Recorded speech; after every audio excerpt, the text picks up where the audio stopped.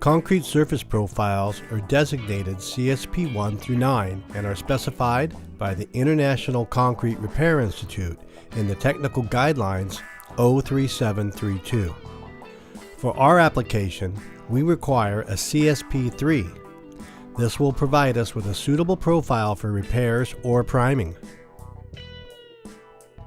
Before we begin, let's check to be sure we have everything we need to start the application, including the PRM-16 Polishable Repair Mortar, calibrated containers, clean water, a hand trowel or putty knife for the application, and personal safety gear. We begin the application by pre-wetting the substrate where the repairs are going to be made.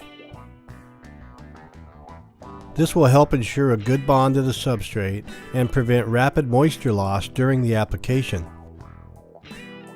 Shake the container to fluff the material before opening the pail. For a full 16-pound kit of the PRM, you will need 1 quart of clean water for mixing.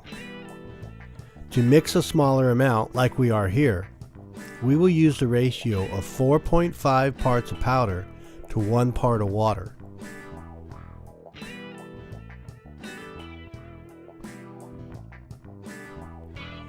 Use the calibrated containers to ensure that our proportions are correct.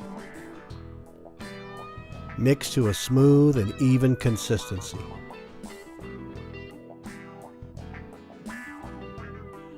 Pour the mixed material into the repair area and follow with the trowel or putty knife to smooth the surface.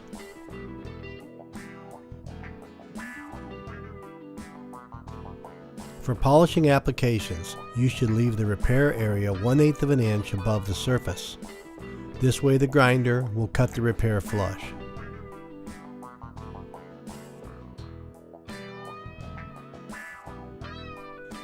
Continue the application until all of the areas have been repaired.